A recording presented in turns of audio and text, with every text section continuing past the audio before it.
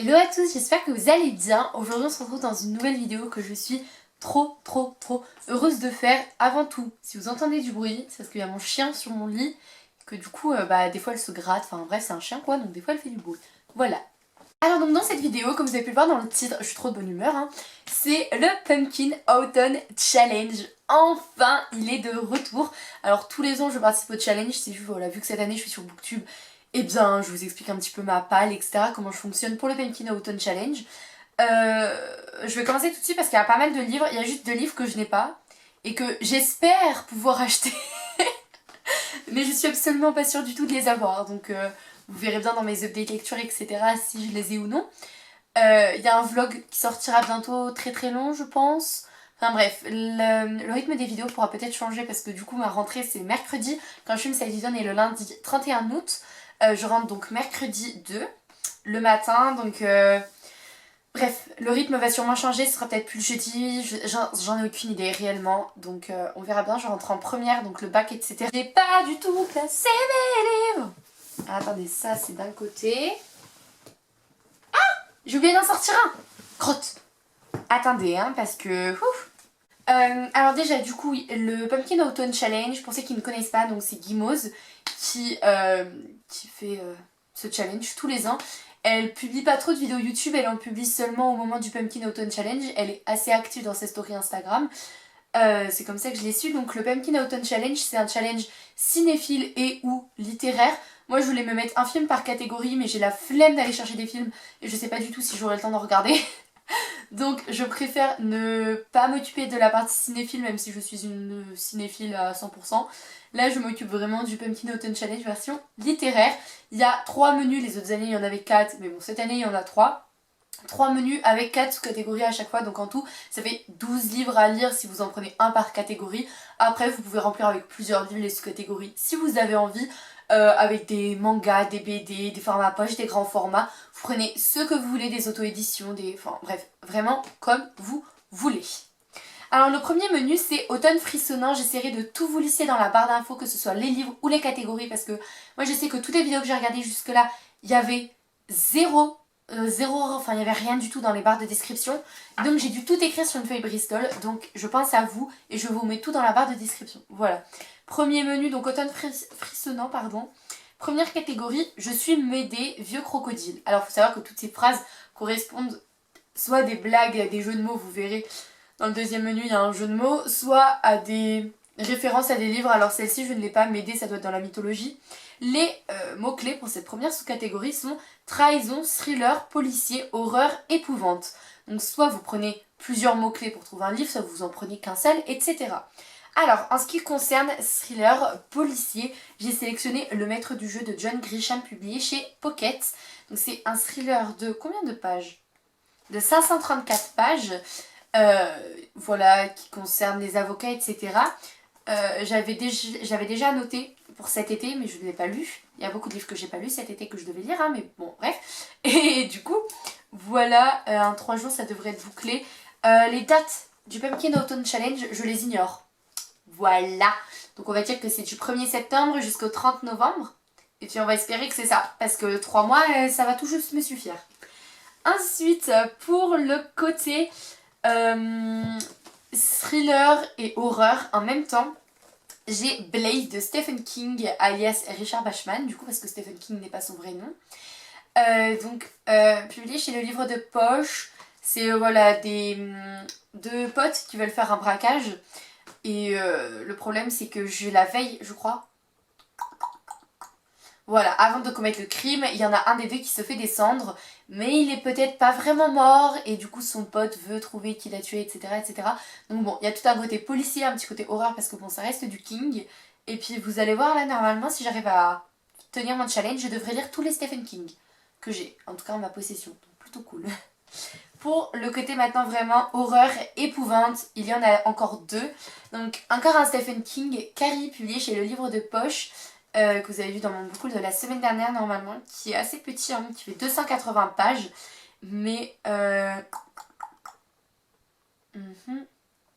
voilà, en gros, bon, vu l'image, il y a une histoire de possession un peu bizarre, c'est l'histoire d'une fille qui se fait harceler, puis un jour d'un seul coup le beau gosse se met à s'intéresser à elle, enfin des choses un peu bizarres comme ça. C'est du Stephen King, donc j'espère que je me suis pas trompée pour remplir la catégorie.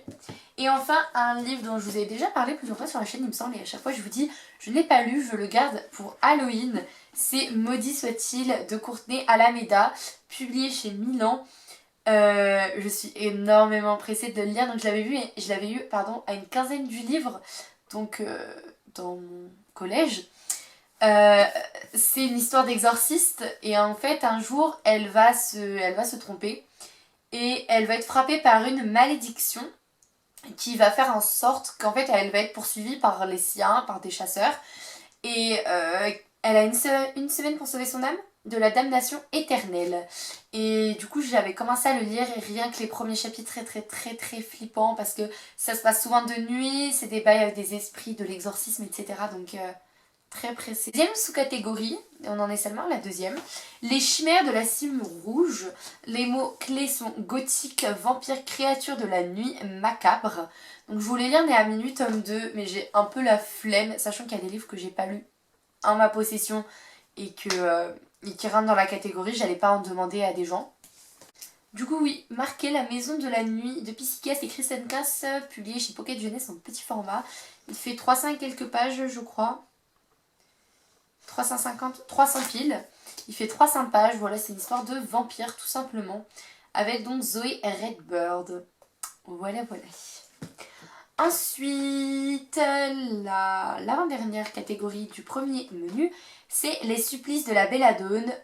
Du coup, il fallait une couverture noire. Bon, la mienne, elle est plus grise, mais vas-y, il y a du noir. Je devais aussi le lire cet été en 1, 2, 3, 4, 5 jours parce qu'il fait 500 pages. C'est Darkest Minds, tome 1, Rébellion, de Alexandra Bracken, que j'ai aux éditions Le Livre de Poche en petit format. Alors Darkest Minds, j'ai vu le film et Mélissa n'arrête pas de me dire qu'elle a eu un énorme coup de cœur pour le tome 1. Elle a moins aimé le tome 2 et le tome 3, comme la plupart des gens, tous les avis que je vois. Les gens ont bien aimé le premier tome, mais très peu le 2 et le 3. Et elle n'a pas encore lu le tome 4, donc j'en sais trop rien. Je suis assez pressée de lire parce que voilà, j'avais beaucoup aimé le film, donc je sais déjà ce que ça raconte, je sais déjà comment ça se déroule. Enfin, si ça a été fidèle au livre, je sais déjà comment ça se déroule et comment ça se finit. Et je devais le lire en 5 jours, mais Mélissa m'a dit que vraiment ça se lit assez vite, donc on verra bien. Ensuite, la dernière sous-catégorie pour le premier menu, c'est Esprit es-tu là ? Donc là, c'est fantôme, histoire de famille, historique et classique comme mots-clés. Donc au début, je voulais prendre Roméo et Juliette par rapport à l'histoire de famille et au classique en version bilingue, mais je l'ai déjà lu. Et je me suis souvenue de ce roman dont je vous ai parlé il n'y a pas si longtemps, il me semble, quoique, où il y a un fantôme, donc c'est Les Chiens de Alan Stratton, publié chez Milan. Donc voilà, comme je vous l'ai dit, j'ai pris juste un seul mot-clé, fantôme. Bon, vous pouvez voir que je l'ai presque terminé, donc c'est peut-être de la triche. Mais je pense le reprendre depuis le début, parce que ça fait très longtemps, genre ça fait 2 ans que j'ai mis ma lecture en pause tellement ça me faisait flipper. Donc je suis très pressée de le reprendre, voilà. Puis en plus, il est assez beau comme livre, j'aime beaucoup.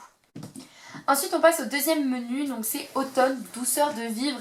Et on commence avec une première catégorie que je n'ai pas pu remplir parce que je n'avais pas de livre qui correspondait. Donc c'est Il fait un temps épouvantail, le jeu de mots de Guimauze. Et les 2 mots-clés sont Halloween et automne. Et je n'ai aucun livre qui porte sur ce thème. Donc bientôt il y a une foire aux livres pas loin de chez moi, donc dans 2 semaines. Je verrai bien si je trouve un livre qui correspond à la catégorie, parce que pour l'instant je n'ai rien et j'ai même pas de référence en tête. Deuxième sous-catégorie, c'est siroter un sirop à la cannelle sous les saules. Beaucoup de S, hein. Donc c'est anthropomorphisme, enfance, feel good, cocooning. J'ai pris le côté feel good, cocooning et j'ai sélectionné une romance que je devais lire cet été encore une fois. Stars de Anatode, publié chez Hugo Roman dans la collection New Romance. C'est le tome 1, Nos étoiles perdues, pas publiées. Je devais le lire en 3 jours parce qu'il fait 300 quelques pages, 350 pages, voilà. Bon, après franchement, si j'ai l'occasion d'acheter Heartstopper tome 2, je rajouterai un Heartstopper tome 2 parce que dans le côté feel good cocooning, je pense qu'on est plutôt pas mal. Mais bon, pour l'instant, je n'ai que Stars et je suis très pressée de le lire parce que c'est de la romance. Voilà. Ensuite, la troisième catégorie, c'est... Alors, elle a fait exploser de rire Guimauve. Moi, j'ai pas la rêve, du coup, ça me fait pas trop rire. C'est va finir ton assiette, sinon pas de piscette. Voilà, donc il y a une rime, c'est drôle. Mais elle a été vraiment morte de rire dans sa vidéo. Encore une fois, je vous invite à aller la voir. Hein. Le thème, c'est créatures légendaires, mythes, contes, petits peuples. J'ai sélectionné le côté créatures légendaires, même le côté mythes, petits peuples, contes. C'est un énorme classique de la littérature avec des petits êtres. Ce n'est rien d'autre que Le Seigneur des Anneaux de J.R.R. Tolkien que j'ai chez Pocket. Donc c'est le tome 1, La Communauté de l'Anneau. J'ai vu les films pendant le confinement pour la première fois de ma vie. Et quel coup de cœur ça a été. Je les ai aimés d'amour. Je les ai adorés. Je pense bientôt les revoir, mais cette fois en VO. Parce que ma mère, elle regarde que les films en VF. Donc j'ai la voix française à chaque fois. Mais là, j'aimerais bien découvrir la voix française de Legolas et d'Aragorn. Parce que c'est mes petits chouchous.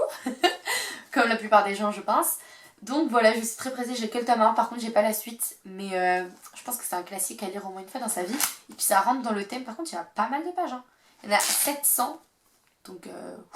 gros livre, mais je pense que ça va se faire assez facilement. Parce que pareil, voilà, j'ai déjà vu le film, je connais l'histoire, etc. Par contre, Frodon sur la couverture. Ensuite, le dernier menu, c'est A Window to the Past, sorcière, sorcier, science-fiction, magie, fantasy, fantastique. Alors, j'ai d'abord pris le côté fantasy, magie, et j'ai sélectionné Six of Crows, tome 2. Problème étant que je ne l'ai pas. Voilà, je n'ai que le tome 1. Il est temps que je lise le tome 2, vu la fin de ce premier tome qui m'a totalement retourné le cerveau dans tous les sens. Je suis très pressée de le lire, il n'y a que 2 tomes à Six of Crows. Enfin après il y a King of Scars, mais je sais pas trop ce que c'est, je sais pas si c'est une VO, si c'est un tome 3, je sais pas trop ce que c'est. Il est très beau d'ailleurs. Mais enfin bref, je veux ce tome 2, ça fait partie des livres qu'il faut que je négocie avec ma mère pour acheter. Mais normalement, voilà, pour tout le côté magie, etc., avec les Grisha, le côté fantasy avec le monde juste oufissime de Leigh Bardugo, voilà, c'est publié chez Miller et je l'achèterai en grand format. Et ensuite, pour tout le côté sorcière, sorcier, j'ai sélectionné Salem de Stephen King, publié chez Le Livre de Poche. Il fait 800 pages, hein, donc c'est un beau bébé, mais je suis très pressée, surtout que c'est une version illustrée avec des nouvelles à la fin. 2 nouvelles sur le village de Salem et des passages coupés de Stephen King. C'est un petit peu une édition spéciale. Je suis trop pressée de le lire.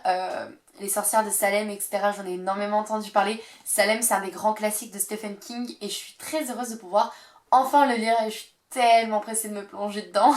Il nous reste encore 4 sous-catégories et il me reste 2 livres. C'est pas normal. Ah, c'est parce que... Ok. C'est parce que j'ai pas les autres. Alors, donc le troisième menu, c'est Automne des Enchantresses. La première catégorie, c'est Les rêves d'Aurore. Il faut un livre LGBTQN+. Donc j'aurais pu mettre Heartstopper tome 2, mais c'est pas ce que j'ai envie de lire là tout de suite maintenant. Ce que j'ai vraiment envie de lire là tout de suite maintenant, c'est I Wish You All the Best. Surtout que le hardback est en promo en ce moment sur Book Depository. Le paperback qui normalement est à 12€ est en promo à 10 et quelques. Et le hardback qui est normalement à 19,80€, un truc comme ça, est en promo en ce moment à 15. Donc il faut vraiment que je l'achète rapidement. Je vais l'acheter en hardback grand format si ma maman veut bien. Parce qu'I Wish You All the Best, voilà, j'en entends énormément parler et je veux absolument le lire, ça me donne trop envie. Et Heartstopper tome 2, je trouverai un moment pour l'acheter, ne vous inquiétez pas. Surtout le tome 3, parce qu'après il y a la suite qui va sortir et je vais avoir la flemme de tout acheter, donc bon. Ensuite, la deuxième catégorie, c'est Sarah Bernard, Monstre Sacré. Et donc là, c'est tout ce qui est dramaturgie, pièces de théâtre et art en général. Niveau art, j'avais rien de particulier, donc j'ai choisi une pièce de théâtre assez connue. Et en plus, c'est un grand classique de Molière. C'est Le Malade imaginaire que j'ai aux éditions Le Livre de Poche. Il est très bien. Voilà, il est jaune. Enfin, la tranche est toute pourrie. Il fait combien de pages d'ailleurs ? Commentaire, oui. Commentaire. Mais il n'y a que des... Oh, mais le commentaire, il dure... D'accord. Hop, voilà. Et bah, je sais pas combien de pages j'ai fait. 135 pages, voilà. Donc ça va se lire très rapidement.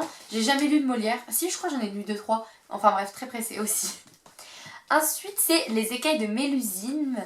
Donc c'est féminisme, transformation et métamorphose. Alors, transformation et métamorphose, je n'avais rien du tout. Mais alors... Rien. Donc j'ai choisi le côté Féminisme, alors je n'ai pas lu le livre et c'est pas trop dit dans la quatrième de couverture, donc je sais pas trop si c'est du féminisme, mais on parle quand même de transformation psychologique, donc peut-être que transformation dans le sens là ça marche. C'est Ayam Ayam Ayam de Maggie O'Farrell que je n'ai pas parce que je l'ai prêté à ma grand-mère, elle me le ramène demain matin. Ce roman je vous en ai déjà parlé plusieurs fois, surtout quand je l'ai reçu, je suis très pressée de le lire parce qu'il m'intéresse vraiment beaucoup et puis ça va changer un peu de tout ce que j'ai sélectionné. Et ensuite la dernière sous-catégorie du challenge c'est Nausicaa, la vallée du vent, donc c'est Naturating, écologie, nature et post-apocalyptique. Alors post-apocalyptique, écologie, si j'avais su ça avant j'aurais pas lu Extincta pendant les vacances, je l'aurais lu pour le Pumpkin Autumn Challenge. Malheureusement je l'ai lu, pareil pour 6, c'est totalement de l'écologie. Encore une fois, je n'ai pas lu. Dans tout ce que j'ai de post-apocalyptique, dystopie, etc., je n'ai rien qui concerne vraiment l'écologie, etc. À part un livre qui est encore un début de saga. Hein. Je n'arrête pas d'en commencer, mais je ne les termine jamais. C'est Autre Monde de Maxime Chatham, tome 1, L'Alliance des Trois, publié chez Albin Michel, que j'avais acheté d'occasion, mais qui est d'une qualité, les gars, mais pépite. Alors, encore une fois, les pages sont assez bizarres parce que, genre, le truc, ça commence au quart de la page. C'est du post-apocalyptique hein, très clairement et je pense que ça parle un petit peu d'écologie puisque personne ne l'a vu venir la grande tempête, un ouragan de vent et de neige qui plonge le pays dans l'obscurité et l'effroi. Donc je pense quand même qu'il y a un petit côté écologique dans le sens on a encore fait de la merde nous les humains et on a encore foutu la terre en l'air. Si avec tous les livres qui sont sortis sur ça on comprend toujours pas qu'il faut faire gaffe à la planète. Bon les gars, je vais devenir la sosie de Greta Thunberg et je vais vous donner des leçons aussi, hein. Bref, voilà. Regardez qui c'est que j'avais... Mais avance du con. Ça va être la miniature avec mon chien. Oh. Ah, c'est la meilleure miniature au monde. Attendez, je vais faire ma miniature. Parce que je la fais avec mon téléphone pour le coup, la miniature. Ah, demi-tour, photo. Attendez, on va faire la miniature tous ensemble. Hop, comme une vraie communauté. Par contre, si on pouvait... ah, mon chien. Ok.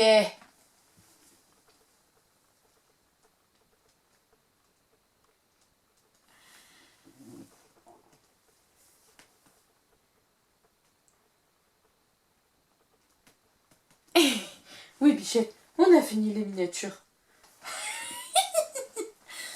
Non, tu t'en as. Ah, ça me tue. Vas-y. Allez, oh, bouge le popo.